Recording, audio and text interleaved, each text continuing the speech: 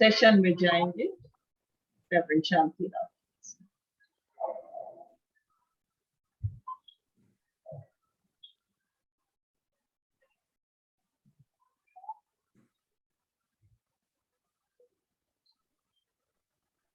पुनः एक बार परमेश्वर का धन्यवाद करते हैं, हमें सीखने का अवसर देता है ताकि हम सिखा सकें, और ये सब कुछ आपके जीवन में हम इसी उद्देश्य से, इस सेवकाई के प्रयास से दिया जा रहा है कि हम सिखाने वाले हो सकें। और आज शिष्यता मैनुअल से जो पाठ हमारे बीच में है, पाठ क्रमांक 6, शिष्य के संबंध, संबंध अर्थात रिश्ते। ये एक ऐसा पाठ है जो हमें सिखाते ही रहना है, अपने परिवार में, अपने बेटियों को, अपने बहुओं को, एक दूसरे को सिखाते रहना है। आज ये शिक्षा की ओर हम प्रभु की सहायता से ध्यान देंगे। शिष्य के संबंध, आज की पाठ की ओर चलते हैं। मुख्य पद है इसके लिए रोमियो 12 वचन 18। रोमियो 12 वचन 18, इसमें लिखा है, जहां तक हो सके तुम अपने भरसक सब मनुष्यों के साथ मेल मिलाप रखो। यही वचन कुछ जो अलग अलग अनुवाद होते हैं बाइबल के, हिंदी के भी अलग अलग अनुवाद हैं, तो एक अनुवाद में इस तरह से लिखा है, जहां तक तुमसे बन पड़े सबके साथ यथासंभव शांतिपूर्वक रहो। ये वचन विश्वासियों से कह रहा है, जहां तक हो सके, जहां तक से बन पड़े। तो एक संभावना बता दी जा रही है यहां पर कि बहुत बार असंभव हो सकता है घरेलू वातावरण में या कलीसिया के वातावरण में, आपस के संबंधों में मुश्किल हो सकती है मेल मिलाप रखना या शांतिपूर्वक रहना, कठिन हो सकता है।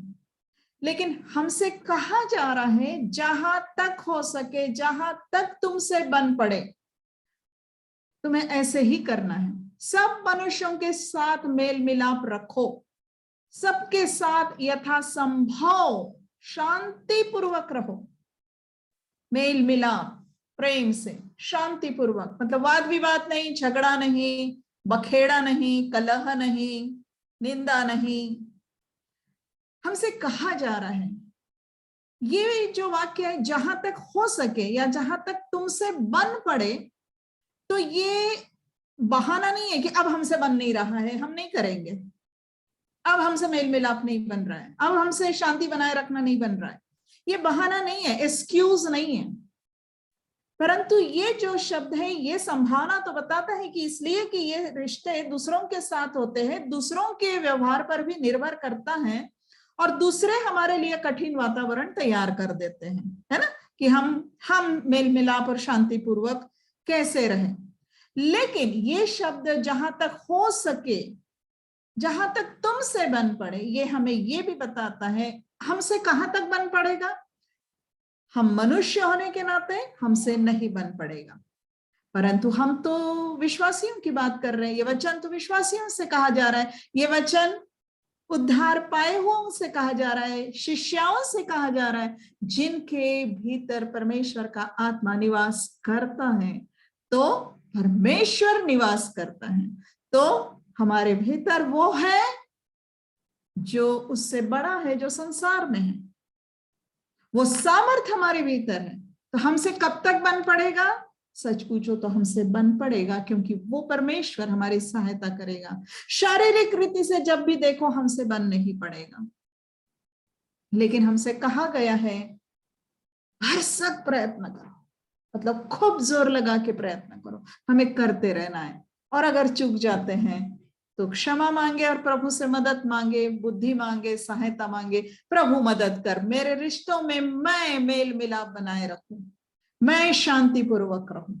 चलिए आगे चलते हैं, इस वचन को ध्यान में रखते हुए कि शिष्य के शिष्या का जो संबंध है वो हमें इस पाठ में 4 शीर्षकों के अंतर्गत या 4 प्रकार के संबंध का यहाँ पर अध्ययन है। सबसे पहले अपने पति के साथ का संबंध, दूसरा अपने बच्चों के साथ का संबंध, तीसरा अपने परिवार के अन्य सदस्यों के साथ का संबंध, और चौथा अपने परिवार से बाहर के लोगों के साथ का संबंध।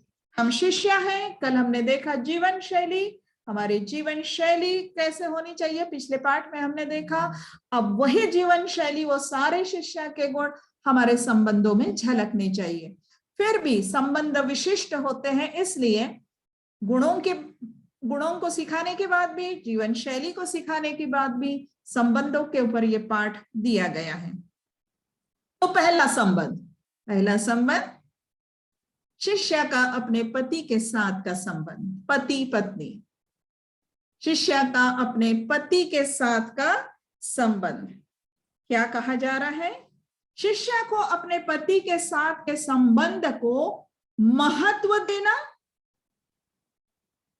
और उसे विकसित करना अनिवार्य है। महत्व देना और उसे विकसित करना अनिवार्य है। संबंधों को विकसित करने का अर्थ क्या होता है? विकसित करने का अर्थ होता है हमारे रिश्ते को अच्छा बनाना, अच्छा बनाते जाना और मजबूत करते जाना। तो हमें ऐसे करना है, अपने पति पत्नी के संबंध को हमें अच्छा बनाना है, अच्छा बनाते जाना है और अच्छा बनाना है, मजबूत करना है।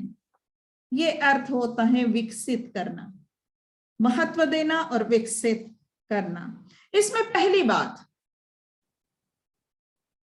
सबसे पहले स्मरण रखें कि शिष्य का विवाह उसके जीवन की अन्य बातों के समान ही परमेश्वर की महिमा और आदर करने के लिए है।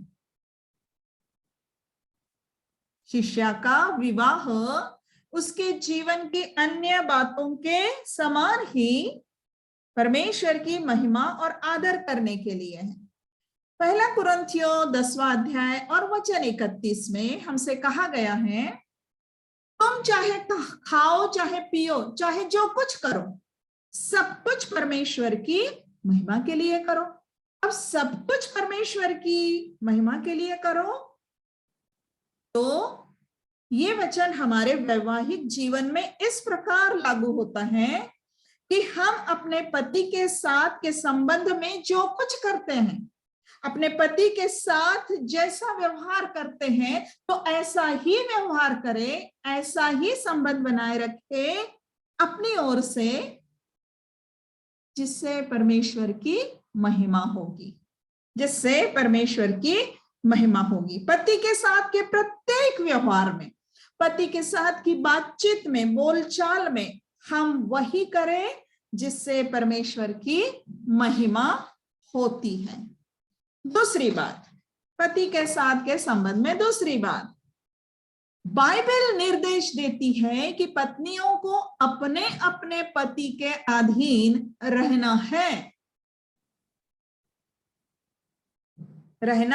अधीन रहना है। इसके लिए हम सबको मालूम है, मुख्यतः हम इस पद को लेते हैं इफिसियों 5:22 से 24। इसमें क्या लिखा है? हे पत्नियों, अपने अपने पति के ऐसे अधीन रहो जैसे प्रभु के, क्योंकि पति पत्नी का सिर है, जैसे कि मसीह कलीसिया का सिर है और आप ही देह का उद्धार करता है। परंतु जैसे कलीसिया मसीह के अधीन है, वैसे ही पत्नियां भी हर बात में अपने अपने पति के अधीन रहे। बहुत बार आधुनिक महिलाओं को ये पद पसंद नहीं आता है, लेकिन ये वचन है हमारे लिए दिया गया, ये निर्देश है पत्नियों के लिए बाइबल में, इसलिए हमें पालन करना है। आइए हम 4 प्रश्नों की सहायता से इस वचन को समझेंगे, इस अधीनता को समझेंगे। पहला प्रश्न, किसके अधीन रहो? उत्तर है अपने अपने पति के, अपने अपने पति के अधीन रहो। इसका अर्थ क्या हुआ? अर्थात वो जो आपका पति है वो आपका पति है, इसलिए उसके अधीन रहो। हो सकता है वो जो आपका पति है वो पढ़ाई में आपसे कम हो, पद में, नौकरी धंधे में आपसे कम हो, वेतन में आपसे कम वेतन पाता हो, या संभवतः काम ही ना करता हो, कुछ ऐसी परिस्थिति है, उसको नौकरी नहीं मिली है, उसका व्यवसाय नहीं चलता, या वो किसी भी अन्य बात में, देखने में हो या और किसी भी बात में हो, आपसे कुछ कम है, परंतु वो आपका पति है। तो वो पति है तो पति है, उसके अधीन रहो। हो सकता है जब शादी की तब वो सब कुछ अच्छा था, लेकिन कुछ ऐसी दुर्घटना हो गई, चाहे नौकरी गई, चाहे खूबसूरती गई, चाहे सेहत चली गई, परंतु वो पति है, उसके अधीन रहो। दूसरा प्रश्न, क्यों पति के अधीन रहो? बाइबल क्यों कहती है, परमेश्वर का वचन क्यों कहता है, परमेश्वर क्यों कहता है कि पति के अधीन रहो? क्योंकि पौलुस ने ये परमेश्वर का वचन लिखा है, आत्मा की, परमेश्वर के आत्मा की प्रेरणा से लिखा है। तो क्यों अधीन रहो? तो वचन कहता है क्योंकि पति पत्नी का सिर है, जैसे कि मसीह कलीसिया का सिर है। तो ये जो बात है, यह बात परमेश्वर ने ठहराई है। वचन में लिखा है कि हर एक पुरुष का सिर मसीह है। सिर मतलब मुखिया या अधिकारी या प्रधानता रखने वाला। तो हर एक पुरुष का सिर मसीह है और स्त्री का सिर पुरुष है और मसीह का सिर परमेश्वर है। जब पिता, पुत्र, पवित्र आत्मा इसमें, या पुत्र और परमेश्वर पिता इसमें बताया जा रहा है कि मसीह भी जो है वो पिता के अधीन है, मसीह का सिर परमेश्वर है। तो ये हमारे लिए जब कहा गया है कि पति पत्नी का सिर है, तो हमें सिर बनने की हिम्मत नहीं करनी चाहिए। हर एक पत्नी अपने अपने पति के अधीन रहकर परमेश्वर की इस व्यवस्था का आदर करती है, क्योंकि ये परमेश्वर की व्यवस्था है। हम संसार की आधुनिकता के प्रभाव में, संसार की आधुनिकता के प्रभाव में आकर परमेश्वर की इस व्यवस्था का अनादर ना करें। तीसरा प्रश्न, किस प्रकार अधीन रहो? वचन कहता है ऐसे अधीन रहो जैसे प्रभु के, मतलब अपने अपने पति के ऐसे अधीन रहो जैसे प्रभु के। मतलब ये नहीं कि पति को प्रभु मानो, ये नहीं कहा जा रहा है। कहा जा रहा है जैसे तुम प्रभु के अधीन रहते हो, जैसे तुम प्रभु यीशु मसीह के अधीन हो, वैसे ही इधर पति के अधीन रहो। इसका अर्थ ये हुआ कि आप अपने प्रभु यीशु मसीह के अधीन रहते हो। ध्यान से सुनिए, यदि आप अपने प्रभु यीशु मसीह के अधीन रहते हो कि यीशु मेरे जीवन का प्रभु है, तो जरूर आप अपने पति के अधीन रहोगे। इसका अर्थ यह भी होगा कि आप अपने पति के अधीन रहते हो, तो इससे पता चलता है कि आप प्रभु यीशु मसीह के अधीनता में रहते हो, उसकी इस व्यवस्था का पालन करते हो। चौथा प्रश्न, कौन कौन सी बात में अधीन रहे? 2 बात, 3 बात, 4 बात? नहीं, वचन कहता है हर बात में अपने अपने पति के अधीन रहो। हर बात में अपने अपने पति के अधीन रहो, मात्र 1-2 कुछ बातों में नहीं, परंतु हर बात में। इसका अर्थ यह भी निकलता है कि हर बात में अधीन रहना है, हर समय अधीन रहना है, हर जगह अधीन रहना है। चाहे घर में हो, चाहे घर वालों के सामने हो, चाहे अकेले में हो, चाहे पब्लिक में हो, पति के अधीन है। यही व्यवहार हमारा होना चाहिए। यह अधीनता क्या होती है? क्या होती है यह अधीनता? प्रियो, यह अधीनता परमेश्वर की आज्ञा के अनुसार पति के अधिकार का आदर करना और उसके प्रति समर्पित रहना है। उसके प्रति समर्पित रहना। यह अधीनता अपने अपने पति के प्रति प्रेम पूर्ण तथा आनंदमय आज्ञा पालन होता है। यह होती है अधीनता। आगे और इस पर हम कुछ देखेंगे। आगे चलते हैं। तीसरी बात, पति पत्नी के संबंध में तीसरी बात, यदि पति अविश्वासी है तो भी शिष्य का व्यवहार अपने पति के साथ ऐसा होना चाहिए कि उसका मसीह समान चरित्र, मतलब पत्नी का, शिष्य का मसीह समान चरित्र उसके अविश्वासी पति पर भी बड़ा प्रभाव डाल सके। मतलब पति क्रिश्चियन है, पति विश्वासी है, पति पास्टर है, पति सेवक है, पति अच्छा शिष्य है, तब ही अधीन रहना, ऐसा नहीं है।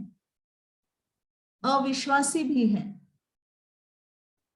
उसने शायद मसीह को ग्रहण नहीं किया है, मसीही है परंतु शिष्य नहीं है, लेकिन हमारा संबंध उसके साथ उसी प्रकार से आदर युक्त आज्ञा पालन का होना है।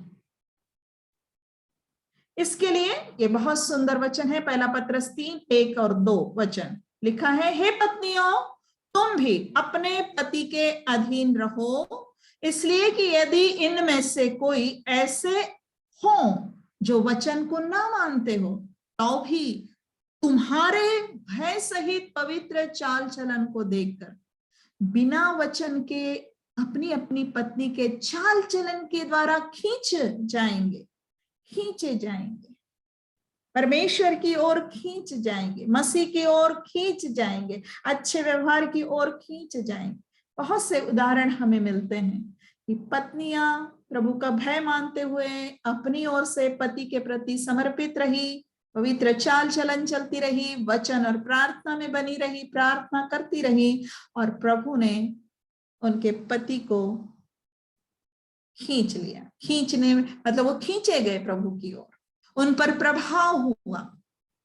उदाहरण है, ये बहुत बड़ी सेवकाई है। हो सकता है दुनिया भर में जाकर आप सेवकाई नहीं कर सकते हैं, लेकिन अपने पति को प्रभु के लिए जीतना, प्रभु की ओर खींचना, ताकि प्रभु उसके हृदय में काम कर सके। तो इसके लिए हमारा भय सहित पवित्र चाल चलन हमें बनाए रखना चाहिए, और इसमें वो भी आता है कि पति पत्नी के रिश्ते को महत्व दे और अधीन रहें। बहुत बड़ा आश्वासन यहाँ हमारे लिए मिलता है। हमारा एक मसीह गुणों से भरा हुआ स्वभाव, हमारा साफ सुथरा व्यवहार उसके प्रति, उसके घर वालों के प्रति, उसके विश्वास को जीत लेता है, और उसको मात्र अपने लिए नहीं, प्रभु के लिए भी जीत लेता है। कई बार सेवकाई में हम निकलते हैं, पति इसमें इंटरेस्टेड नहीं होते, उनको लगता क्या करती है, क्यों करती है। केवल अविश्वासी नहीं, कभी कभी मसीही पतियों को भी अगर नहीं समझ में आता कि तू क्यों इतना करती है, हम नम्रता पूर्वक जो सेवकाई करते हुए कि हम कैसे समर्पण के साथ प्रभु का काम करते हैं, कैसे वचन से लगे हुए हैं, कैसे पवित्र चाल चलन चलते हैं, ये जब हम करते हैं तो उस पर प्रभाव होता है पति पर, और उनको ये प्रमाण मिलेगा, नहीं मेरी पत्नी जो कर रही है ये परमेश्वर की सेवकाई कर रही है। कठिन होता है मार्ग, लेकिन प्रभु का आश्वासन है सरल होता जाएगा, बदलता जाएगा। चौथी बात, शिष्य अपने आत्म सम्मान को उस सुंदर उद्देश्य में प्राप्त कर सकती है जो परमेश्वर ने पत्नी की भूमिका के लिए ठहराया है। क्या कहा जा रहा है? शिष्य अपने आत्म सम्मान को, आजकल शिक्षा दी जाती है ना आधुनिक, अरे हमारा भी तो कोई आत्म सम्मान है, लड़की है, पत्नी है, तो क्या हुआ, पत्नी का भी तो कोई आत्मसम्मान है। तो हम अपना आत्मसम्मान प्राप्त करते हैं, सुंदर उद्देश्य में प्राप्त करते हैं, उस सुंदर उद्देश्य में जो परमेश्वर ने भूमिका हमें दी है। परमेश्वर ने हमें क्या भूमिका दी है? उत्पत्ति में 2 अध्याय 18 वचन, फिर यहोवा परमेश्वर ने कहा, आदम का अकेला रहना अच्छा नहीं, मैं उसके लिए ऐसा एक सहायक बनाऊंगा जो उससे मेल खाए। एक आदम के लिए एक सहायक, उसकी पत्नी। हम जानते हैं वो वृत्तांत। मतलब सबसे पहले मनुष्य और स्त्री, पुरुष और स्त्री को जो बनाया गया, तो स्त्री को बनाया ही इसलिए गया कि वो उस पुरुष की सहायक बने। तो परमेश्वर ने हमें क्या भूमिका दी है? सहायक की। परमेश्वर के इस वचन को, कौन सा? ये उत्पत्ति 2:18 और वो वाला वचन जो इफिसियों 5:22 है, जिसमें कहा है अधीन रहो। इन दोनों को मिलाकर देखिए। इफिसियों में कहा है अधीन रहो, उत्पत्ति कहता है परमेश्वर ने सहायक के रूप में हमें बनाया है। जब हम इन दोनों वचनों को एक साथ देखते हैं तो समझ में आता है कि वो अधीन रहने वाली जो अधीनता प्रभु हमसे कहता है, ये किसी गुलामी की अधीनता नहीं है, दासत्व की अधीनता नहीं है। दास बनने, गुलाम बनने नहीं कहा जा रहा है। ये इसलिए नहीं है अधीन रहो कि महिलाएं अपने आप को, पत्नियां अपने आप को हीन समझे अपने अंतःकरण में, जी नहीं। परंतु हम देखें कि हम सहायक बनने के लिए बनाए गए हैं, और ये सहायक बनकर वो मुखिया है, उसके अधीन रहकर हम अपने इस उद्देश्य को परमेश्वर में पूर्ण करते हैं और एक संतुष्टि पाते हैं। इस सहायक की भूमिका में सहायक होती है पत्नी। तो एक अच्छी पत्नी अपने पति से प्रीति रखती है, अपने पति का भला चाहती है, अर्थात अपने पति से प्रेम में, स्नेह में व्यवहार करती रहती है। नुकसान पहुंचाने का नहीं, अपमान करने का नहीं, ताना मारने का नहीं। क्या किसी पत्नी को अपने पति से प्रीति करना सिखाने की आवश्यकता होती है? सिखाना है कि प्रीति कर? जी हाँ, होती है। इसीलिए तो तीतुस 2:4 में लिखा है, वृद्ध स्त्रियां, मतलब जो अपने पति पत्नी के संबंध को निभाते हुए, पत्नी के संबंध को निभाते हुए वृद्ध हो गई है, वो स्त्रियां जवान स्त्रियों को चेतावनी देते रहे कि अपने पतियों और बच्चों से प्रीति रखें। पतियों से मतलब पति पत्नी बनकर, बच्चों से मतलब माता बनकर चेतावनी देती रहे। क्या जरूरत पड़ती है किसी माता को ये सिखाया जाए कि बच्चों को प्रेम कर, प्रीति कर, या पति से प्रीति कर? यहां तो कहा जा रहा है चेतावनी दे। चेतावनी देने का अर्थ है शिक्षा दे, समझाए। यदि वो चूक जाती हो जवान पत्नी अपने पति के साथ के व्यवहार में, तो उसे सही करे। ये बुजुर्ग महिलाओं का काम है, घर की माताओं, सासू मां, बुजुर्गों का काम है सही करे और उन्हें प्रोत्साहित करे कि इस प्रकार से अपने पति के साथ रहे। और यहाँ बच्चों का भी उल्लेख है। इससे समझ में आता है कि इस प्रीति करने में बहुत कुछ आता है, केवल प्रीति मीन्स आई लव यू नहीं आता है, इसमें बहुत कुछ आता है। इसका मतलब है पति की आवश्यकताओं का पूरा ध्यान रखना, समझ जाना उनको क्या पसंद है, उनको क्या चाहिए, उनकी चिंता करना। शारीरिक चिंता ही नहीं, केवल उनकी भावनाओं की भी चिंता करना, उनके आदर की चिंता करना। कई बार हम ऐसा व्यवहार कर जाते 4 लोगों के सामने कि पति को अनादर हो जाता है, हमारे बोलने से के ढंग से, किस तरह से उनको पुकारते हैं। तो आदर का ध्यान रखना, उनके मान सम्मान का ध्यान रखना, हम उनके लिए हैं। उनके लिए है। दासत्व नहीं, हीनता वाली नहीं, गुलामी नहीं, एक सहायक है। उनके अधिकार का ध्यान रखना, सब बातों का ध्यान रखना, खासकर जब हम 4 जन में साथ में जाते हैं तब बहुत ज्यादा हो सकता है। कोई बात है तो अकेले में जब मौका सही लगे तब बात करें कि ये वाली बात समझानी है जी आपको, सुनो ना, ऐसा नहीं करना चाहिए था, सुनो ना, मेरा मन, आपकी भी भावनाएं हैं, आपका भी मन दुखता है, बताइए, समझाइए, लेकिन 4 जन के सामने नहीं, एकदम से 4 जन के सामने नहीं, अपमान करने के योग्य बात करते हुए नहीं, उनका ध्यान रखें, सही रीति से समझाएं, प्रार्थना करें मन में, प्रभु ये कैसे कैसे बात करूं, प्रभु इनको कैसे बताऊं मैं, ये प्रभु मदद करेगा। एक अच्छी पत्नी कैसे होती है, क्या लिखा है नीति वचन 31:12 में, वह अपने जीवन के सारे दिनों में उससे बुरा नहीं वरन भला ही व्यवहार करती है।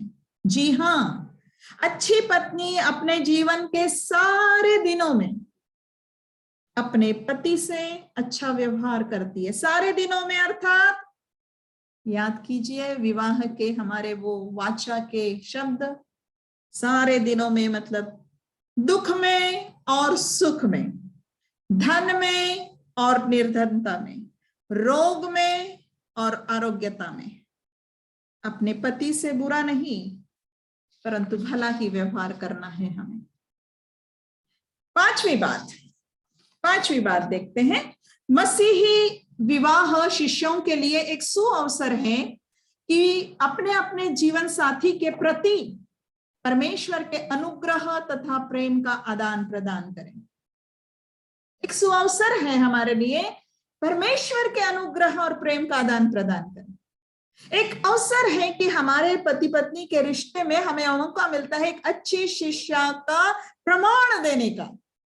परमेश्वर ने जो अनुग्रह और प्रेम हम में भरा है, हमको बदला है, तो बदला हुआ जीवन है ये अपने पति के साथ में व्यवहार में दिखाने का हमें सुअवसर मिलता है। पहला पत्रस 3:7 के वचन में एक जो वाक्य है बहुत सुंदर है कि हमें पति पत्नी के साथ कैसे रहना है। हालांकि ये पति की ओर से कहा गया है कि पति को पत्नी के साथ कैसे करना है, लेकिन पत्नी के लिए भी लागू होता है क्योंकि दोनों के लिए ये लागू हो रहा है। ये समझ कर कि हम दोनों जीवन के वरदान के वारिस हैं। यदि पति और पत्नी दोनों विश्वासी हैं, दोनों मसीही विश्वासी हैं, तो इस वचन के अनुसार दोनों जीवन के, यहां आत्मिक जीवन के और वहां के अनंत जीवन के वारिस हैं। वे मात्र शारीरिक या सांसारिक बातों में ही नहीं, अनंतकालिक आत्मिक बातों में साथ साथ वारिस है। इस वचन में वरदान का एक अर्थ अनुग्रह भी होता है। इस प्रकार विश्वासी पति पत्नी को परमेश्वर का जीवन का वरदान मतलब जीवन का अनुग्रह, जीवन का वरदान मतलब जीवन का अनुग्रह मिलता रहता है। हमारे पति पत्नी के रिश्ते में ध्यान दीजिए, आश्वासन ले लीजिए कि आप मसीही है, विश्वासी है, आपको मिलता रहेगा एक अनुग्रह। कैसे कि कुछ अनबन होती है क्योंकि शरीर कमजोर है, वातावरण अच्छा नहीं है, हो सकता है उनके तरफ से कोई गलती हो जाए, हो सकता है हमारे तरफ से कोई गलती हो जाए, होती ही रहती है, आज तक होती रहती है। तो इस प्रकार की कोई अनबन या असंतोष आ गया तो उसको क्षमा करते हुए दूर करे, ये अनुग्रह परमेश्वर देता है हमें, और हम आपसी तालमेल बना सकते हैं। ये प्रभु देता है, ये अनुग्रह हमारे लिए, इसके हम वारिस हैं। प्रार्थना के जीवन में कहा गया है कि प्रार्थना के जीवन में बाधा ना पड़े, इसके लिए आपसे संबंध बहुत महत्वपूर्ण होते हैं, है ना। मरकुस 11:25 में लिखा है, जब कभी तुम खड़े हुए प्रार्थना करते हो तो यदि तुम्हारे मन में किसी के प्रति कुछ विरोध हो तो क्षमा करो, इसलिए कि तुम्हारा स्वर्गीय पिता भी तुम्हारे अपराध क्षमा करे। अब तुम किसी के प्रति, तो ये तो हमारे लिए लागू होगा कि पति के प्रति, मतलब अगर पति के प्रति मेरे हृदय में कुछ अनबन है, कुछ विरोध है, तो पहले मैं उसे क्षमा कर दूं मन से, तभी प्रार्थना करें। यदि हम अपने मन में अपने पति के लिए कुछ विरोध रखेंगे, उनको क्षमा नहीं करेंगे, कुछ गांठ बांध के ही रखेंगे, कड़वाहट भर के ही रखेंगे, तो हम कैसे अपेक्षा कर सकते हैं कि प्रभु हमारे अपराध क्षमा करेगा। और जब हम अपनी सेवकाई के लिए प्रार्थना करने जाएंगे कि प्रभु आज ये पढ़ाने जा रही हूं, मदद करना, तो कैसे हम कहें कि प्रभु हमारी प्रार्थना सुन लेगा? जी नहीं, मन कचोटता है, कचोटना चाहिए। यही है कि पवित्र आत्मा अंदर बात करता है, कहता है नहीं पहले ठीक कर ले अपने पति के साथ। बहुत जरूरी है। और अनुग्रह है, परमेश्वर का अनुग्रह है, हमें प्राप्त होगा, मदद मिलेगी, सहायता करेगा, और बार बार बिगड़ते हुए भी रिश्ते फिर बने रहेंगे। छठवीं बात, अन्य महत्वपूर्ण बातों के साथ ही अनिवार्य है कि हम अपने जीवन साथी के साथ समय व्यतीत करें। समय व्यतीत करें, बातचीत में समय व्यतीत करें, आदत बनाएं कि हम समय बिताएंगे साथ में, बात करेंगे। वो चाहे घरेलू बात मामले हो, बात करेंगे, चाहे आपसी बात हो, चाहे अपना दुख बताने की बात हो, अपनी समस्याएं बताने की बात हो, बात करेंगे, अच्छे से करेंगे, तनाव पैदा करने के लिए नहीं करेंगे। और एक बहुत ही महत्वपूर्ण वचन है, इसको मैं आपके सामने रखती हूं, पति पत्नी के आपसी संबंध, आपसी वार्तालाप और यहां तक कि शारीरिक संबंध इस तरह से सही होने चाहिए। इसके लिए ये वचन परमेश्वर के वचन से ध्यान से पढ़िए। पति अपनी पत्नी का हक पूरा करें और वैसे ही पत्नी भी अपने पति का। पत्नी को अपनी देह पर अधिकार नहीं, परंतु उसके पति का अधिकार है। वैसे ही पति को भी अपने देह पर अधिकार नहीं, परंतु पत्नी का है। हमारे शारीरिक संबंध सही नियमित बने रहें, इसके लिए यह परमेश्वर का वचन है। थोड़े में बहुत कुछ समझा जा सकता है। लिखा है, तुम एक दूसरे से अलग ना रहो, परंतु केवल कुछ समय तक आपस की सम्मति से, ताकि प्रार्थना के लिए अवकाश मिले, और फिर एक साथ रहो। ऐसा ना हो कि तुम्हारे असंयम के कारण शैतान तुम्हें परखे। तो बहुत जरूरी है आपसी संबंध पति के साथ सही हो, तो हम शैतान की बहुत सारी परीक्षाओं से, जो शारीरिक और आकर्षण और बाहरी होती है, हम बच सकते हैं। आखिरी बात इस संबंध में, एक थी मामा थेल्मा ब्राउन। बहुतों ने इन्हें देखा है, अपने विन के पुस्तक में इनका चित्र भी आप देखोगे। ये वो महिला है जो प्रभु की दासी थी, जिन्होंने हमारे मध्य भी, भारत में भी बहुत महिलाओं के बीच में काम किया। महिलाओं को इस तरह की शिक्षा देने की प्रेरणा इन्हीं से आरंभ हुई थी। इन्होंने अपने पति के साथ वैवाहिक जीवन के 62 वर्ष पूरे किए। 62 वर्ष तक विवाहित रही है, और अलग अलग कठिन परिस्थितियों में उन्होंने प्रभु की सेवा की अपने पति के साथ मिलकर। 35 वर्ष नए नए विवाह होकर छोटे बच्चे लेकर वो अफ्रीका के कठिन जंगल के एरिया में सेवकाई करने चली गई थी। इन्हीं मामा ब्राउन ने एक पुस्तक लिखी है पत्नियों के लिए, उसका नाम है, पुस्तक का नाम है राजकुमारी। राजकुमारी। उसी पुस्तक में से कुछ बातें आपके सामने प्रस्तुत करती हूं, आइए पढ़ते हैं।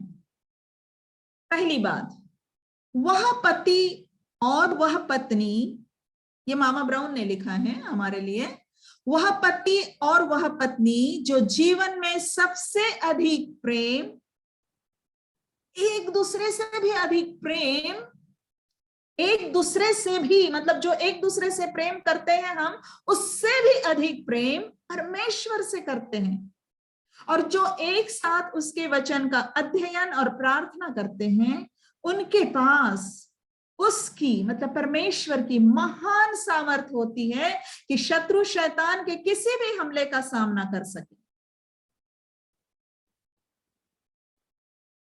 दूसरी बात, अपने पति की प्रशंसा करने की आदत डालिए। कटाक्ष या ताना मारना वैवाहिक बोलचाल में कैंसर जैसा होता है।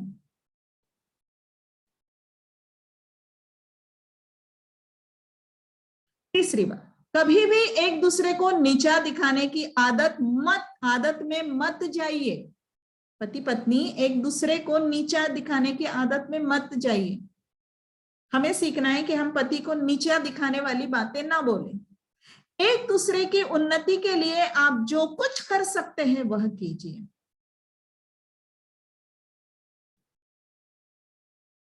चौथी बात, अपने पति को संभालिए, उनसे प्रेम कीजिए, उन्हें परमेश्वर की घनिष्ठता में ले जाइए, क्योंकि वे संपूर्णतः आपके तब ही होंगे जब वे संपूर्णतः परमेश्वर के होंगे। संभालिए, शारीरिक रीति से भी, भावनात्मक रीति से भी, आपसी रिश्तों में भी संभालिए, आत्मिक रीति से भी संभालिए। सहायक है हम। पांचवी बात, पारिवारिक जोड़ी परमेश्वर के साथ और परमेश्वर के लिए जीवित रहते हुए समय के साथ साथ आपस में और अधिक गहरी और संतुष्ट होती जाती है। परमेश्वर के साथ और परमेश्वर के लिए जीते हुए। आखिरी में लिखा है, और इसकी कुंजी है परमेश्वर में बने रहना। छठवीं बात, परमेश्वर साथ है तो विवाह से अधिक सुदृढ़ बंधन और कोई नहीं है, और परमेश्वर के बिना इससे कमजोर कोई संबंध नहीं है। परमेश्वर साथ है पति पत्नी के बीच में, या एक पत्नी ही अगर अकेली विश्वासी है, वो परमेश्वर को अपने साथ लेकर अपने विवाह को संभालना मांगती है, पति पर आत्मिक प्रभाव डालना मांगती है, तो इससे सुदृढ़ बंधन और कोई नहीं है, और परमेश्वर के बिना इससे कमजोर कोई संबंध नहीं है।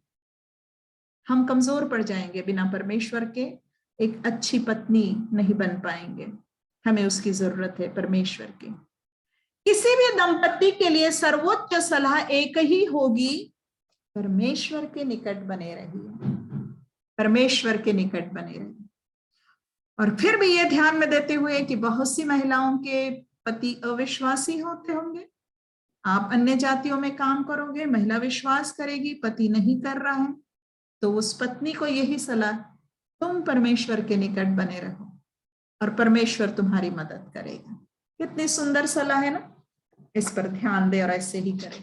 और हमारा संबंध, जो पहला मुख्य संबंध है, शादीशुदा है तो पति के साथ का, उसको हम संभाले रहे। दूसरा संबंध नन्हे मुन्ने छोटों के साथ है ना, तो दूसरा संबंध शिष्य का अपने बच्चों के साथ का संबंध, अपने बच्चों के साथ का संबंध। शिष्य को अपने बच्चों के साथ के संबंध को महत्व देना और उसे विकसित करना अनिवार्य है। विकसित करना मतलब अच्छा बनाना, और अच्छा बनाना, अच्छा बना के रखना। छोटे हैं, टीनेजर है, बड़े हो गए, शादीशुदा हो गए, तब भी हर दशा में अपने संबंध को अच्छा बनाए रखना। शुरू करते हैं इफिसियों 6:4 से। यहां पे लिखा है, हे बच्चे वालों, अपने बच्चों को रिस ना दिलाओ, परंतु प्रभु की शिक्षा और चेतावनी देते हुए उनका पालन पोषण करो। तो यहां पर बच्चों को रिस कट मतलब ना दिलाओ, रिस ना दिलाओ, प्रभु की शिक्षा और चेतावनी देते हुए। रिस नहीं दिलानी, प्रभु की शिक्षा और चेतावनी देते रहना है। तो दो बातें यहां बताई गई है माता पिता दोनों को, क्या करना है और क्या नहीं करना है। रिस नहीं दिलाओ, शिक्षा और चेतावनी दो। तो पहली बात, प्रभु की शिक्षा और चेतावनी देते हुए उनका पालन पोषण करो। हमें उनकी मतलब बच्चों के उम्र के अनुसार परमेश्वर की बातें उन्हें सिखाते रहना है। उम्र के अनुसार, छोटे हैं बड़े हैं जैसे भी है, सिखाते रहना। बड़े भी हो गए तो सिखाते रहना, और उन्हें चेतावनी भी देते रहना है कि परमेश्वर के वचन का पालन करना अत्यंत महत्वपूर्ण और आवश्यक है। हम शिष्याओं को ध्यान में रखना है कि हम अपने बच्चों का शारीरिक लालन पोषण करते समय, शारीरिक पालन पोषण करते समय उन्हें प्रभु की शिक्षा और चेतावनी भी देती रहे। हमें उनकी उम्र के अनुसार परमेश्वर का वचन उन्हें सिखाते रहना है। उन्हें चेतावनी भी देना है कि प्रभु का वचन पालन करना है। और जैसे हम सीख रहे शिष्य बनाना है, तो हमें अपने बच्चों को भी शिष्य बनाना है। तो ये सारी बातें जो है उनको जिस उम्र में है वैसे समझ में आएंगे, वो समझाते रहना है। चाहे 4 साल की हो, चाहे 10 साल की हो, चाहे 25 की हो, आप एक बार माता है तो आप हमेशा के लिए माता है। मतलब वो आपका बच्चा और बच्ची है तो हमेशा के लिए वो आपके बच्ची और बच्चे हैं। आपकी ये जिम्मेवारी हमेशा के लिए है। हम अपने बच्चों को बालकपन से ही प्रयास करें कि उन्हें यीशु की पहचान ऐसे दिलाएं कि यीशु उद्धार करता है, यीशु के सुसमाचार की पहचान दिलाएं, यीशु के क्रूस पर के बलिदान का महत्व बताएं और व्यक्तिगत उद्धार के लिए कैसे हमें पापों की क्षमा मांगनी है, पापों से पश्चाताप करना है, ये सिखाएं। हम ये मन में रखें, प्रभु से प्रार्थना करें, प्रभु मुझे अपने बच्चे के लिए ये करना है, ये सिखाना है, तू मुझे मदद कर, और प्रभु करेगा। हम सुसमाचार सीख रहे हैं, सुसमाचार सिखाना सीख रहे हैं, सुनाना सीख रहे हैं। सारा इस अध्ययन में वही तरीके हैं जैसे लागू हो सकते अपने बच्चों के लिए सिखाना है और प्रार्थना करते रहना है, प्रभु मेरे बच्चे का उद्धार होने दे। ठीक है। दूसरी बात, क्या नहीं करना है। तो ये बात हो गई जो करना है। दूसरी बात, रिस ना दिलाओ। रिस ना दिलाओ। रिस ना दिलाओ का अर्थ क्या होता है? रिस ना दिलाओ का अर्थ होता है उनको तंग मत करो, या क्रोध ना दिलाओ उनको, या उनको निरुत्साहित मत करो। कुछ बातें इसमें, इसके लिए कुछ बातें याद रखें। हम बच्चों को अनावश्यक आज्ञाएं देकर, बातें कहकर, शब्द कहकर गुस्सा ना दिलाएं, उनको उत्तेजित ना करें कि वो उलट के जवाब दें। हम बच्चों को अनावश्यक आज्ञा भी ना दें। अब बच्चे हैं, बच्चे तो कब फेंकेंगे एक सामान इधर उधर, करेंगे कुछ ना कुछ नटखटी करेंगे। हम फिर वही बात, परमेश्वर से बुद्धि मांगे और बच्चों को समझे, और जो वो बालकपन की सुलभ शैतानियां, नटखटी, शैतानियां शब्द बोलते हैं तो गलत लगता है अपने को ना, नटखटी कहो, नटखटी करते हैं तो उसको समझ लीजिए ये बच्चा है इसलिए कर रहा है। उनकी ज्यादा आलोचना ना करिए, बच्चे बढ़ते जा रहे हैं, आलोचना ना करिए, उनकी तुलना ना कीजिए एक दूसरे से, ना भाई बहन में, ना बाहर में, ना रिश्तेदारों के किसके साथ तुलना ना करें। वैसा करेंगे तो रिस दिलाना हो जाएगा। जैसा भी है भाई, मेरा बच्चा मेरा है, वो नहीं पढ़ता, जितनी बुद्धि है नहीं पढ़ता मतलब जाने तो छोड़ दो, नहीं, अगर बुद्धि नहीं है तो तेरे पास बुद्धि नहीं, वो देख कितना होशियार, नहीं करना है। ज्यादा कड़ाई ना करें, हम अनावश्यक रीति से चिड़चिड़े ना हो जाता है। जब मैं स्कूल में पढ़ाती थी, इलाहाबाद में थी, तो और घर लौटते थे तो वो पूरा 6-7 घंटे का स्टूडेंट के साथ, विद्यार्थियों के साथ स्कूल में काव काव चाव चाव करके घर आती थी, तो मेरा रहता था बच्चों को चुप रहो।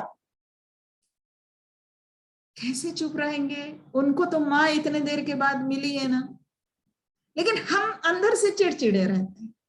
समय लगता है हमें भी सीखने, अब सीख जाए, हमें सिखाया जा रहा है। किसी एक बच्चे का पक्ष लेना, अपने एक बच्चे का लेना, 2-3 बच्चे हैं तो एक का पक्ष लेना, दूसरे का नहीं लेना, ये भेदभाव ना करें। शारीरिक दुर्बलता, निर्बलता किसी बच्चे में है, वो प्रभु का ही दिया हुआ है हमें। कौन गूंगा या बहरा बनाता है? मूसा को क्या कहा था परमेश्वर ने? मूसा जब बोलता मैं बोलने में भद्दा हूं,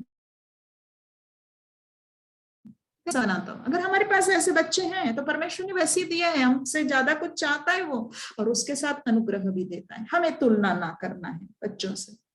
वे अनंत जीवन के लिए महत्वपूर्ण है। हर एक बच्चा प्रभु ने दिया है, अमानत है, उसको संभाल कर रखना है और अनंत जीवन के लिए तैयार करना है। रीस ना दिलाओ। बहुत कुछ हमें धीरज धरते हुए करना पड़ेगा। तीसरी बात, माता पिता के लिए आवश्यक है कि वे खुद अपने बच्चे के साथ के संबंध में परमेश्वर के गुणों को प्रकट करें। परमेश्वर के गुणों को प्रकट करें। जी हाँ, एक वचन है इफिसियों 4:32, विश्वासियों को कहा जा रहा है एक दूसरे पर कृपालु और करुणामय हो, और जैसे परमेश्वर ने मसीह में तुम्हारे अपराध क्षमा किए हैं, वैसे ही तुम भी एक दूसरे के अपराध क्षमा करो। अब एक दूसरे के अपराध मतलब माताएं बच्चों के भी अपराध क्षमा करें। अपराध क्षमा करें मतलब गलती के लिए अनुशासन ना करें, ऐसा नहीं कहा जा रहा है, परंतु कभी कभी ऐसे अवसर आते हैं बच्चों के और हमारे जीवन में, खासकर बच्चे जब जवान हो जाते हैं, ऐसे आएंगे कि ऐसी गलतियां कर लेंगे, वो ऐसे अपराध कर देंगे, वो ऐसे मार्ग से भटक जाएंगे वो कि लगेगा बहुत बड़ा गलत कर दिया। हम उन्हें क्षमा करेंगे। हमारा काम प्रेम करना है। जैसे परमेश्वर ने हमें हमारे अपराध क्षमा करें, उनके अपराध क्षमा करें, और बच्चों की उन गलतियों के बावजूद भी, गलतियों के बावजूद भी उन्हें ग्रहण करें और परमेश्वर के सामने पश्चाताप करने की ओर उन्हें ले जाएं, प्रोत्साहित करें, सुधार दें। गलत कर देते हैं जवान बच्चे, ग्रहण करिए, संभालिए, परमेश्वर के गुणों को प्रकट करें। हम अपने बच्चों के साथ कृपालु हो, करुणामय, क्षमा करने वाले हो, धीरज धरे जैसा परमेश्वर हमारे साथ धीरज धरता है। एक बात मैं कहती हूँ हमेशा अपने घर में भी और सिखाते समय, कभी मत कहे अपने बच्चे को तूने तो हमारी नाक कटा दी, निकल जा यहाँ से, तूने क्या कर दिया, तू तो लायक नहीं है, चला जा घर छोड़ के। कभी मत कहिएगा, कभी मत कहिएगा। बच्चे को माँ का आंचल, माँ की बाहें ऐसी ही लगनी चाहिए कि कुछ भी हो जाए मैं यहाँ लौट सकता हूँ। मुझे बहुत अच्छे से याद है जिस दिन मेरा उद्धार हुआ, अपने ही गांव देहात परतवाड़ा में बैठकर मैं रेडियो पर परमेश्वर का वचन सुन रही थी और उस वचन से मेरे दिल में काम हुआ। उस समय मैं बीएससी के सेकंड ईयर में थी, तो 18 वर्ष की कन्या हॉस्टल में रहती थी। वो काम हुआ और प्रभु ने काम किया और मुझे अपने पाप याद आए। पाप क्या कि वहां जाकर भी अपनी मनमानी करते, घूमते फिरते रहते, बहुत कोई ऐसे बड़े पाप नहीं थे, लेकिन पाप पाप है। प्रभु ने कायल किया, आज्ञा नहीं मानती है, झूठ बोलती है। जब रोते हुए मैं पश्चाताप कर रही थी अपने कमरे में, मेरी माँ मेरे पास आई। वो समझ गई थी क्या हो रहा है। उससे कहती है, मेरे सर पे हाथ रखा और कहती है, क्या प्रभु का काम हुआ मन में? मैंने कहा हाँ। अब माँ तो माँ थी, 18 साल की जवान बच्ची रो रही है, पश्चाताप कर रही है, उसको क्या लगा होगा पता नहीं ना, जो ख्याल आ गए होंगे कि पता नहीं क्या कर ली है, क्या पाप करी है, क्या नहीं करनी। जबकि वो जो एक हम अंतिम पाप करते हैं कि कुछ गलत तो नहीं कर ली, ऐसा कुछ नहीं था। लेकिन माँ ने जो बोला वो बहुत बड़ा था। माँ का कहना था, बेटा याद रखना, मेरा आंचल इतना छोटा नहीं हुआ है कि तुझे ढांक ना सके। मेरा आंचल इतना छोटा नहीं हुआ है कि तुझे ढांप ना सके। मतलब अगर कुछ हुआ भी रहा होता और पश्चाताप के बाद मैं उसे बताती कि माँ ऐसा ऐसा हो गया है, कुछ गलत हो गया है, तो माँ पहले ही आश्वासन दे रही थी कि मैं तुझे क्षमा करूंगी, तुझे ग्रहण करूंगी, क्योंकि माँ जान रही थी कि मेरे खरे पश्चाताप के द्वारा परमेश्वर मुझे ग्रहण करेगा। हम बच्चों के प्रति ऐसा मन रखें, धीरज धरे जैसे परमेश्वर हमारे साथ धीरज धरता, कभी भी उनको दूर ना करें, क्योंकि जब तक जीवन है, जब तक साथ है, तब तक अवसर है कि हम उसने प्रभु के लिए जीत सकें। चौथी बात, जैसे पिता परमेश्वर हमें अर्थात अपनी शिक्षाओं को अनुशासित करता है, अनिवार्य है कि जब आवश्यकता हो तब हम भी अपने बच्चों को प्रेम पूर्वक ताड़ना दें। वो तीसरी बात कि अपराध क्षमा करें उतनी ही नहीं है, चौथी बात भी है कि ताड़ना भी दें। वचन कहता है, नीति वचन 22:6, लड़के को शिक्षा उसी मार्ग की दे जिसमें उसको चलना चाहिए, उसकी शिक्षा दे। और ये भी कहता है कि इब्रानियों 12:6 में लिखा गया है कि परमेश्वर जिससे प्रेम करता है उसकी ताड़ना भी करता है। तो हमें ताड़ना भी करनी है। ताड़ना का अर्थ होता है सीधा करना, गलत को गलत बताना, आवश्यकता है तो कुछ दंड देना जो सहने के योग्य है, हानि का नहीं है, चोट पहुंचाने का नहीं है।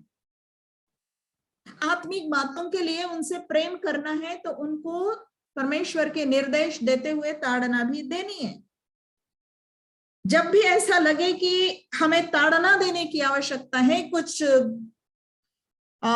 सच में वो भाषा में बोलने की आवश्यकता है कि गलत किया है, अब ये है, अब इसके कारण तुम्हें ये दंड होगा, अब तुमने मोबाइल पे ये कर दिया, तुम्हारा मोबाइल छीन लिया जाएगा, तुम बाहर जाके ऐसे करते हो तो बाहर जाना कुछ रोका जाएगा। कुछ जो करना है, हमें जो कुछ करना है, पहले प्रार्थना कीजिए, प्रार्थना कीजिए, प्रभु ये करने में मेरी सहायता कर, और तब प्रभु की अगुवाई में करें। ताड़ना कठोरता से ना हो, क्रोध से ना हो, शारीरिक या भावनात्मक चोट पहुंचाने की बिना। वही वाली बात मैंने कहा ना, तूने तो नाक कटा दी, तू तो बेटा कहलाने के लायक नहीं, तू तो बेटी कहलाने के लायक नहीं। अब इससे नहीं, भावनात्मक चोट लगती है, भले ही आप डंडे से ना मार रहे हो, लेकिन ये चोट जो लगती है ना, ये जिंदगी भर के लिए रह जाती है। शांत भाव से, प्रेम से समझाइए। अब वो छोटा भी बच्चा हो ना, आपका 4 साल का, आपको टप टप मारना है ना, वैसे कहा जाता है मारना है तो मस्त बम्पू पे 2-4 लगाओ, है ना, इधर उधर नहीं लगाओ, क्योंकि वो जगह ऐसी है कि डॉक्टर भी वही मारते हैं बच्चा को रोए करके ना, तो टप टप मारे। लेकिन मारने के पहले वो छोटा हो बड़ा हो जो भी हो, उसको पहले बताइए कि ये गलत किया है आपने, इसके लिए ये टप्पू टप्पू पड़ रहे हैं, इसके लिए ये दंड मिल रहा है। तो छोटा हो या बड़ा हो, ताड़ना के पहले कारण बताइए, कारण बताइए कि किस कारण आप डांट रहे हैं। ठीक है। पांचवी बात है, हमारे लिए आवश्यक है कि जब हमारे बच्चे पाप करें तब हम उन्हें रोकें। अब ये जब बच्चे कह रहे हैं, यहाँ पर जवान बच्चों की, जो ऐसा सोचते हैं कि हम बड़े हो गए हैं, अब हम कुछ भी कर सकते हैं, अभी अविवाहित हो सकते हैं या विवाहित हो सकते हैं, मोस्टली उन बच्चों के लिए कहा जा रहा है जो अविवाहित हैं, जवान हैं और हमारे अधिकार में हैं। जब ये पाप करें तो हम उन्हें रोकें। लेकिन ये ऐसा ही नहीं कि शादी हो गई है तो अब नहीं रोक सकते, नहीं, रोकना है, बताना है, गलत कर रहे हैं, किसी तरह से प्रभु से दूर जा रहे हैं, कुछ वचन के विरुद्ध कर रहे हैं, तो रोकना है। रोकने का अर्थ होता है निर्देश देना, सुधारना, उनकी गलत बात के प्रति अपना विरोध व्यक्त करना। ये गलत है, इसमें मैं सहमत नहीं हूं, व्यक्त करना, हम इसमें साथ नहीं है, ये गलत है, परमेश्वर के वचन के विरुद्ध है। 1 शमूएल 3:13 में एली का उदाहरण है, हम बहुत अच्छे से पढ़ते हैं एली और उसके बच्चों के लिए, याजक एली। परमेश्वर कहता है, क्योंकि मैं तो उसको यह कहकर जता चुका हूं कि मैं उस अधर्म का दंड जिसे वह जानता है सदा के लिए उसके घर का न्याय करूंगा, क्योंकि उसके पुत्र आप शापित हुए और उसने उन्हें नहीं रोका। हालांकि ये बहुत बड़ा पाप था, क्योंकि वो याजक के बच्चे याजक का काम करते हुए बहुत बड़ा गलत करते थे। लेकिन यहाँ पे हमें जो देखना है कि उसने उसे नहीं रोका। बच्चों का पाप था, एली के बच्चों का, कि वो गलत कर रहे थे। एली का पाप क्या गिना जा रहा है कि उसने उन्हें नहीं रोका। अवश्य है कि जब हमारे बच्चे पाप करें तो हम उन्हें रोके, अर्थात सुधारने के निर्देश दें, चुप ना रहें, सुधारें, उनकी गलती के प्रति अपना विरोध व्यक्त करें। इसे भी प्रार्थना के साथ करें। हम नहीं कर सकते, प्रभु सहायता करें। हर हम उनको परमेश्वर का वचन न मानने के गंभीर परिणाम बताएं। हम बच्चों को केवल परमेश्वर प्रेम है, परमेश्वर भला है, परमेश्वर अनुग्रहकारी है, परमेश्वर क्षमा करता है, परमेश्वर प्रार्थना सुनता है, ये बताए, लेकिन इतना ही ना बताए, बचपन से ही बताए कि परमेश्वर पवित्र है, परमेश्वर क्रोध करता है पाप के ऊपर, परमेश्वर की आज्ञा मानना जरूरी है, नहीं तो परमेश्वर न्याय करता है, परमेश्वर दंड देता है, उद्धार नहीं हुआ तो अनंतकालिक दंड भी है नरक का। ये बच्चों को पहले से सिखाएं। छठवीं बात, अन्य महत्वपूर्ण बातों के साथ ही अनिवार्य है कि अपने बच्चों के साथ समय बिताएं। ऐसा समय जब हम उनके साथ गहरे अर्थपूर्ण बातचीत में पूर्णतः व्यस्त हो, उनके साथ बात कर रहे हैं, उनके साथ बात, उस समय कोई फोन आया, कुछ आया नहीं, बैठिए, समय लीजिए, हफ्ते में एक बार हो या रोज हो या जैसे भी। कई माताओं का रहता है कि सोने के पहले बच्चों से, अगर वो बच्चे साथ में सोते हैं तो चुटुर चुटुर चुटुर चुटुर बात करें। मेरा नाती एरन, उसकी आदत थी सोने के समय माँ बेटा बहुत चुटुर चुटुर बात करते थे, स्कूल की सारी बातें वो रात को माँ को बताता था, क्योंकि वो भी शाम को काम से लौट आती थी। तब इतनी आदत है कि अब माँ तो नहीं रही, अब वो मेरे पास रहता है, तो मेरे साथ भी, और रात में वो समय उसको चाहिए रहता है कि उसके साथ नानी बस उसके साथ उसकी वाली बातें करे, और तब वो सब बताता क्या हुआ स्कूल में, पढ़ाई में। समय बिताइए। हो सकता है बड़े बच्चे हैं तो ऐसे आपके पास नहीं सोते हैं, तो समय, सप्ताह में समय निकाल कर आप करें, प्रार्थना करें, प्रभु मुझे समय चाहिए, मुझे ये बात बतानी है, प्रभु मुझे चाहिए बच्चों के साथ समय बिताना, उनको अच्छा लगे। क्या बातें करेंगे? क्या बातें करेंगे? उनके दिल पसंद, मन पसंद खेल की बातें करिए, उनके काम की बातें करिए, उनके स्कूल की बातें करिए, उनके जीवन की समस्याओं की बातें करिए। आम समस्याओं का कुछ ना कुछ उल्लेख लेकर आइए, उस समस्याओं का समाधान की बातें लेकर आए, चुनौतियों की बात कीजिए, परमेश्वर के गवाहियों की बात कीजिए, परमेश्वर के विश्वासियों की बात कीजिए, शहीद, परमेश्वर के लिए शहीद होने वाले लोगों की बात कीजिए।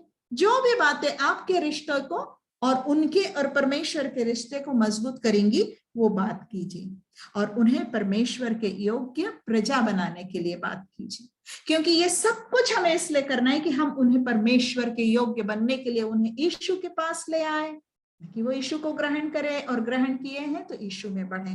क्योंकि अगर वो परमेश्वर के योग्य प्रजा होंगे, उद्धार पाएंगे, तब ही जैसे हम यहाँ प्रेम पूर्ण रीति से आनंद के साथ उनके साथ समय बिताते हैं, वैसे ही अनंत काल में भी मिलेगा स्वर्ग में एक साथ रहने, वरना बिछड़ जाएंगे। ध्यान रखिए। अगला रिश्ता, अपने परिवार के अन्य सदस्यों के साथ का संबंध। अपने परिवार के अन्य सदस्य, अपने परिवार के अन्य सदस्यों के साथ के संबंध को महत्व देना और उसे विकसित करना है, अर्थात अच्छा बनाना और अच्छा बनाते जाना। दूसरे रिश्ते भी, चंद बातें इसमें। पहली बात, मसीह यीशु की शिष्या का अपने सास ससुर के साथ का संबंध स्नेहपूर्ण और उनकी परवाह करने वाला होता है और होना चाहिए। उनकी चिंता करना, उनसे स्नेह करना। रूत बहुत ही सुंदर उदाहरण है। दूसरे अध्याय के 14-15 वचन में रूत के लिए लिखा है कि वो खाकर तृप्त हुई, है ना, खेत में गई थी सीला बिनने, तो खाकर तृप्त हुई, वरन कुछ बचाकर भी रखा। मतलब पूरा खा सकती थी, संभवतः भूख थी, खाती, लेकिन बचा कर रखा। और जब वह शाम को अपने घर लौटी तो कुछ उससे, जो कुछ उसने तृप्त होकर बचाया था, उसको उसने निकाल कर अपनी सास को दिया। मामा ब्राउन ने अपने पुस्तक में लिखा है, जब मसीह ने हमें एक दूसरे से प्रेम करने की आज्ञा दी, तब क्या उसने उसमें सास ससुर को छोड़कर बाकी से प्रेम करो ऐसा जोड़ा था क्या? नहीं ना? नहीं। तो मतलब उनसे भी प्रेम करना है। अविश्वासी भी होंगे ना वो, तो आप अपने स्नेह से, चिंता करने से उनके जीत लोगे। ये बहुत जरूरी है। ये इसलिए जरूरी है, ध्यान देना जरूरी है, इसको महत्व देना जरूरी है। ऐसे परिवारों के बारे में हम जानते हैं। एक उल्लेख करना चाहती हूँ कि अच्छे खासे कमाने वाले बेटा और बहू, उनके घर में जब बुजुर्ग माता पिता रहते थे तो कहा जाता है कि ड्यूटी पे जाते समय दूध वूध जो है ना वो ताले में बंद करके जाते थे, गिना चुना कुछ उनको देते थे, बाकी बंद करके जाते थे। प्रियो, स्नेहपूर्ण परवाह करने वाले रिश्ता सास ससुर से। इसमें और दो बातें, मसीह यीशु की शिष्या अपने परिवार की और अपने नौकरों चाकरों की भी अच्छी देखभाल करती है। नौकरों चाकरों की भी, परिवार के अन्य सदस्यों की भी, और नौकर चाकर के साथ भी हमारा व्यवहार अच्छा होना चाहिए। अच्छा बोलचाल, उसकी भी सुधि लेना, चाय पानी जो जरूरी है, वो बीमार थी नहीं आई 4 दिन तो क्षमा करना, पैसे ना काटना, है ना। तीसरी बात, मसीह यीशु की शिष्या अपने नाते रिश्तों में अपने व्यवहार को एक आदर्श रूप में बनाए रखती। अपने रिश्ते के आदर्श सबको मालूम होना चाहिए, ये भाभी जो है ये प्रभु के पीछे चलने वाली है, इसके आदर्श ये हैं, ये मसीह पर विश्वास करती है, ये ऐसा करती है। मसीह यीशु के आदर्श, शिष्या के गुण हमारे आदर्श जीवन में दिखना चाहिए। और इसके लिए चाहे जो रिश्ता हो, अब वो जिसका भी रिश्ता हो परिवार में, जिसके भी साथ हो, यदि हम अपनी जीभ पर नियंत्रण रखेंगे तो आपसी रिश्तों को बहुत सारे नुकसान से बचा पाएंगे। जीभ पर नियंत्रण, वचन कहता है जीभ एक छोटा सा अंग है और वह बड़ी बड़ी डींगे मारती है। देखो छोटी सी आग से कितने बड़े वन में आग लग जाती है। जीभ एक आग है।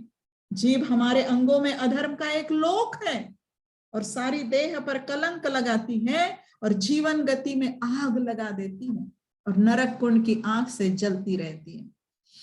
जीभ एक अंग है जो परमेश्वर ने दिया है, लेकिन हम जिस प्रकार से उसको उपयोग में लाते हैं, अपने अंतःकरण में कुछ बुराई भर के फिर मुंह से निकलने देते हैं, उसके कारण वो ऐसी आग बन जाती है। आपस के रिश्तों में कैसे बात करें, क्या बात करें, क्या बात बोले, क्या बात ना बोले, ध्यान रखना चाहिए। हम जब आपस में प्रेम करते हैं तो हमारे इस देवर के घर की बुराई उस देवर के घर में नहीं बताएंगे, हमारे उस मौसी के बेटी का जो गलत हो गया उसको इस मौसी के बेटी को नहीं बताएंगे। वचन कहता है एक धन्य है, मतलब एक ही हमें अपराधों पर चादर डालनी है, मतलब अपराध याद नहीं करने हैं, इधर उधर नहीं बताने। अगर बताना ही है तो उसके पास जाकर उसको संभालो, उसको करो। हमने एक वचन देखा था कि किसमें देखा था, जीवन शैली में, कि कोई अपराध करे तो तुम में से जो, नहीं शायद नवमी के इसमें देखा था क्या, जहां भी कि जो हम में से कोई व्यक्ति अपराध करे तो तुम में से जो आत्मिक है वो उनको संभाले। संभालना है, इधर उधर बदनाम नहीं करना है। हम अपनी जीभ पर नियंत्रण रखेंगे ना तो बहुत सारे रिश्ते अच्छे बने रहेंगे। इस बुक में ये नहीं दिया है, लेकिन हमारी बहुत सारी जो महिलाएं होती हैं वो अविवाहिता होती है, उम्र ज्यादा हो गई है, शादी नहीं हुई है, तो ऐसे पुत्रियों के लिए मैं ये वचन अगले पुस्तक में जोड़ना चाहूंगी। नीति वचन 15, 20 और 21 में बुद्धिमान पुत्र कहा है, लेकिन हम जानते हैं पुत्र मतलब संतान को कहा गया है, तो ये पुत्री के लिए भी लागू होगा। तो जो पुत्रियां बिना ब्याह के अपने माता पिता के साथ रहती हैं, उनके पति नहीं है, सास ससुर नहीं है, ससुराल वाले नहीं है, तो वो कैसे व्यवहार करे? पिता, बुद्धिमान पुत्र से पिता आनंदित होता है, परंतु मूर्ख अपनी माता को तुच्छ जानता है। निर्बुद्धि को मूढ़ता से आनंद होता है, परंतु समझ वाला मनुष्य सीधी चाल चलता है। पुत्री जो अविवाहिता है, अपने बुजुर्ग माता पिता के साथ रहती है, उसको बुद्धिमानी से चलना है, मतलब परमेश्वर के भय में ही अपना जीवन बिताना है। मूर्ख नहीं बनना है। मूर्ख ठहरोगे अगर माता को तुच्छ जानोगे तो। मूढ़ता नहीं करना, निर्बुद्ध जैसी मूढ़ बातों में, व्यर्थ बातों में जीवन नहीं बिताना। और समझ वाला मनुष्य मतलब समझ वाली पुत्री सही चाल चलती। ये शिक्षा हमें अपनी कन्याओं को देना है। आखिरी संबंध, अपने परिवार से बाहर के लोगों के साथ का संबंध को महत्व देना है और उसके प्रति सावधान रहना है। अब यहाँ नहीं बोला जा रहा है उसको विकसित करना है, यहाँ बोला जा रहा है उसके प्रति सावधान रहना है। बाहर वाले सावधान रहना है। सबसे पहले अगर हम बाहर जाते हैं, अपने परिवार से बाहर जाते हैं, तो वचन में लिखा है अवसर को बहुमूल्य समझकर बाहर वालों के साथ बुद्धिमानी से बर्ताव करो। बाहर का जमाना कैसे व्यवहार करे? बुद्धिमानी से। इसके लिए निर्देश है अपने परिवार से बाहर के लोगों के बीच हमारा चाल चलन मर्यादित हो, शालीनता तथा ईमानदारी से पूर्ण हो। मर्यादित व्यवहार, चाल चलन, शालीनता, ईमानदारी में, ताकि उन्हें मसीहत को बदनाम करने का कोई कारण ना मिले उन बाहर के लोगों को कि अरे मसीह महिला ऐसी रहती है, अरे मसीह कन्या ऐसी रहती है। नहीं, लेकिन हमारी मर्यादित चाल चलन, शालीनता देखेंगे, ईमानदारी देखेंगे तो मसीह की महिमा करेंगे। और हमें ये बात हमें अवसर भी देगा ऐसा व्यवहार कि हम उन्हें सुसमाचार सुनाएं। दूसरी बात, कलीसिया में हमारा संबंध कैसे? कलीसिया बाहर हो गई ना, परिवार से बाहर। मसीह यीशु के शिष्य होने के नाते हमें परमेश्वर की कलीसिया में ठहराए गए अधिकार का आदर करना चाहिए। कलीसिया में रहते हैं जो अधिकारी हैं, पासवान हैं, हमें अधीन रहना है आत्मिक अगुओं के। इब्रानियों 13:17 में कहा है अपने अगुओं की मानो और उनके अधीन रहो, क्योंकि वे उनके समान तुम्हारे प्राणों के लिए जागते रहते हैं जिन्हें लेखा देना पड़ेगा। परमेश्वर मानकर चल रहा है, परमेश्वर ने ऐसे ठहराया है आत्मिक अगुओं को कि वो हमारे प्राणों के लिए जागते रहे, हमारे आत्मिक चिंता करते रहे, हमें सिखाए, शिक्षा दे, निर्देश दे। हमें ऐसे अगुओं के अधीन रहना है, उनके अधिकार का आदर करना है कि वो सिखा रहे हैं, सीखना है। तीसरी बात, बाहर वालों में हम काम काज में है, हो सकता है हम ऑफिस में काम करते हो सकता है हम शिक्षिका हो सकता है हम नर्स हो सकता है हम घर में काम काज करने वाली आया हो, हम कहीं भी काम कर रहे हैं। हमारे लिए वचन में निर्देश ये है, इफिसियों 6वें अध्याय के 5 से 8 में से जो हमें निर्देश मिलते हैं वो इस प्रकार हम संक्षिप्त में बता सकते हैं कि हमें अपने कार्य की जिम्मेवारियों को निभाने में विश्वास योग्य रहना चाहिए, विश्वास योग्य होना चाहिए। यह सोचकर कि हम मनुष्यों की नहीं परमेश्वर की सेवा करते हैं, चाहे हम ऑफिस में करते हैं, चाहे हम शिक्षक हैं, चाहे हम नर्स हैं, चाहे हम झाड़ू पोछा करते हैं, हम परमेश्वर की सेवा करते हैं, हम परमेश्वर की सेवा। और इसके लिए हमारे लिए पाठ बताता है कि मसीह यीशु की शिष्य यदि किसी नौकरी में है तो उसे अपने अधिकारियों का आदर करना चाहिए, आदर तो करना चाहिए, परंतु बड़ा गंभीर बात बताता है। आदर करना चाहिए परंतु उसे मात्र ऐसी ही आज्ञाओं का पालन करना चाहिए, अपने अधिकारियों की मात्र ऐसी ही आज्ञाओं का पालन करना चाहिए जो मसीही विश्वास एवं चरित्र के विपरीत नहीं है। जो आज्ञाएं मसीह विश्वास के विपरीत नहीं है उन्हीं का पालन करो। जो आज्ञाएं मसीह चरित्र के, हमारे मसीह चरित्र के विपरीत होगी उसका पालन नहीं करो। ध्यान में रखें, हम बाहर के क्षेत्रों में काम करते हैं और इस तरह से हमारे सामने प्रश्न आते हैं कि हम क्या करें, हमें कहा गया है अब क्या करें, ये तो विधर्मी है, ये सरकारी है, अब इनके साथ हमें भी करना है, चाहे हमें कोई मंत्र बोल देना है, चाहे कहीं हमें माथा टेकाना है, कहीं हमें कुछ ले लेना है, चाहे हमें कुछ खा लेना है प्रसाद। हमारे मसीह विश्वास और चरित्र के विपरीत जो बातें हैं हम उसे ना करें। प्रियो, बहुत सी बातें हमने सीखी। आखिरी वचन आज का इब्रानियों 4:16, आओ हम अनुग्रह के सिंहासन के निकट हियाव बांध कर चले कि हम पर दया हो और वह अनुग्रह पाए जो आवश्यकता के समय हमारी सहायता करे। आमीन। इस वचन को हम आमीन करें। क्या कहा जा रहा है कि बहुत सारे रिश्ते हमें बताए गए हैं आज। पति पत्नी का रिश्ता सुनते समय लगा होगा इसमें मैं कम हूं, यहाँ तो मेरी अनबन है, ये नहीं होता है पति के साथ मेरा। बच्चों के साथ के रिश्ते में लगता होगा ये गलत हो गया, ये चूक गया, यहाँ चूक जाती। सास ससुर परिवारजनों में, रिश्तों में के बारे में जब हमने सुना, लगा होगा यहाँ यार, यहाँ गलती हो गई भाई, मेरे से गलती हो गई, चूक गई मैं, यहाँ गलती हो गई। चाहे हम ऑफिस में हो, चाहे झाड़ू पोछा करने वाले हो, घर में कामकाज करने वाले हो, लगता है कि कहीं गलती हो गई, चूक गई। तो वचन कह रहा है इब्रानियों 4:16, हमें आवश्यकता है ना आज सही होने की और हर परिस्थिति में सही जीने की। तो वचन कहता है आओ अनुग्रह के सिंहासन के निकट ही आओ, बांध कर हम चले, कि हम पर दया हो, कि प्रभु हमें क्षमा करे और हमारी सहायता करे, हमारी सहायता करे। इस पाठ में एक और हिस्सा है, उसको हम पूरा नहीं देखेंगे, लेकिन एक दूसरे के साथ हमें क्या क्या करना है, ऐसे 34 वचन हमें नया नियम से दिए गए हैं। ये वचन मैं आपको व्हाट्सएप में भी भेजूंगी।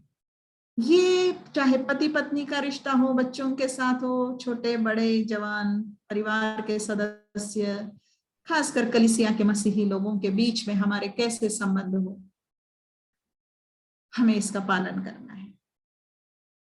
आओ अनुग्रह के सिंहासन के निकट चलें। कोई प्रार्थना करे अपने रिश्तों को ठीक करने के लिए, जिसे भी अगुवाई लग रही है, मन प्रेरणा दे रहा है, हम सब के लिए प्रार्थना करें। हम सबको अनुग्रह चाहिए प्रभु का, कि हमारे रिश्ते सही हो। कोई भी एक जन प्रार्थना करे।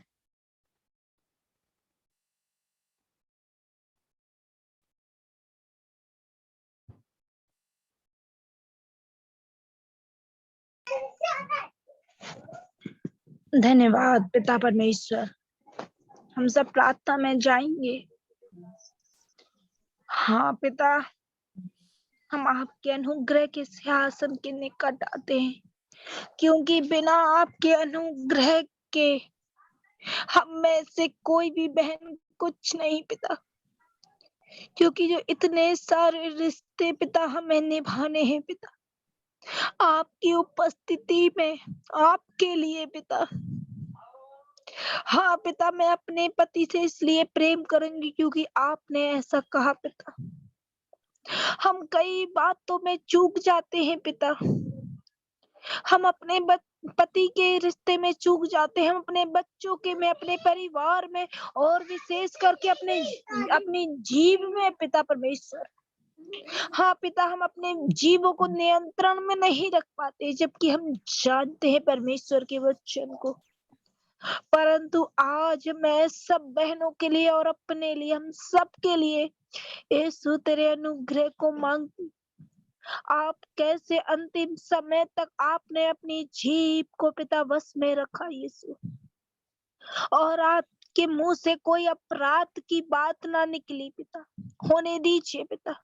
और जैसे यीशु आपने हर एक रिश्ते को निभाया, आपने अपने माता पिता की देख रेख के लिए पिता, अपनी माँ का उस क्रूस में भी होते हुए आपने ख्याल रखा पिता। आपने अपने चेलों को हर एक रिश्ते को आपने बड़े से अच्छे से निभाया यीशु, वैसे हम भी निभा सके पिता। मैं आपकी सहायता मांगती हूँ कि हमारा चाल चलन, हमारे व्यवहार पिता ऐसे होए कि हम हर एक को तेरे समीप खींच के ले आए यीशु, तेरे समीप खींच के लाने वाले हो, चाहे वो हमारे पति हो, चाहे हमारे बच्चे हो, चाहे हमारे रिश्तेदार परिवार के हो, चाहे हमारे पड़ोसी बाहर के रिश्ते वाले, हमारे चाल चलन व्यवहारों को, हमारी जीवों को आप अपने कंट्रोल में लेकर, अपने अनुग्रह को देकर आप हमें इस्तेमाल कीजिए कि हम एक एक को आपके उद्धार के वचन के करीब ला सके पिता, आपसे उनके रिश्ते को कायम करा सके। ऐसी दया को मैं मांगती हूँ, ऐसे अनुग्रह को मांगती हूँ। हम में ऐसे करने की शक्ति नहीं है, सामर्थ नहीं है, परंतु आप में है। आपके अनुग्रह को इन्हीं बातों के लिए मैं आज से इनमें से हर एक को कर सकूं, हम सब कर सकें, ऐसी दया को मांगती हूँ। सुन और ग्रहण कर। आमीन आमीन। आमीन आमीन।